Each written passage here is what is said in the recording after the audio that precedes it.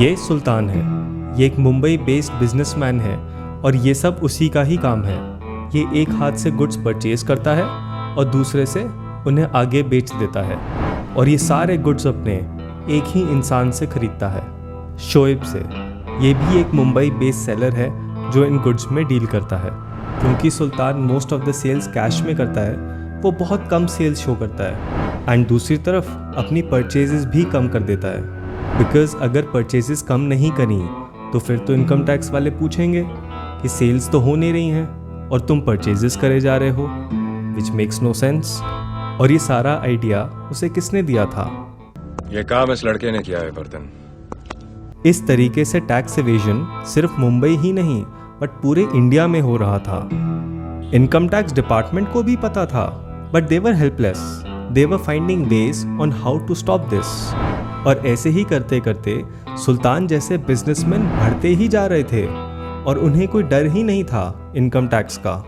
शहर के कमिश्नर तो हम ही लोग हैं। And finally in 1988, our finance minister back then, Shankar Rao Chavan, came up with a solution and introduced a concept, tax collected at source.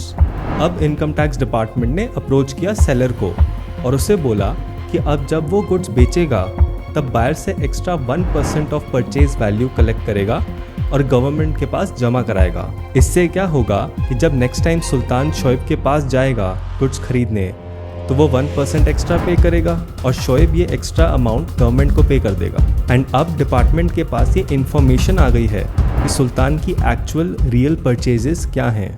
Now you must be thinking कि यार purchases की value पता करके क्या फ़र्क पड़ जाएगा? I mean, लोग तो सेल्स की वैल्यू कम करते हैं ना, परचेजेस की वैल्यू पता भी लग जाएगी तो उससे क्या? बट एक्चुअली में ऐसा नहीं होता।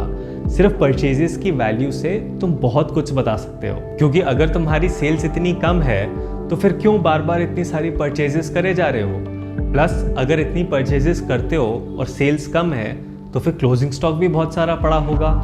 सो it makes no sense right कि तुम्हारी सेल्स है नहीं, एक साइड तुम बोलते हो कि सेल्स बहुत कम है और शो नहीं करते कुछ, एंड दूसरी साइड तुम परचेजेस करे जा रहे होते हो।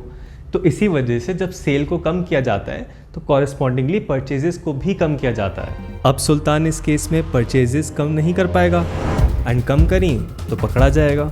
TCS के आने से all over India unorganised businesses में जो ब्लैक मनी सर्कुलेट करता था उस पर काफ़ी हद तक फ़र्क पड़ा। TCS is mostly applicable to unorganized sectors and only to businesses. That's why it doesn't affect us, the consumers.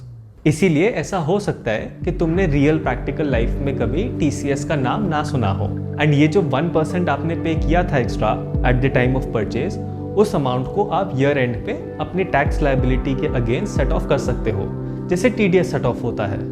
So I hope with the help of this example you got to understand the whole concept of tax collected at source.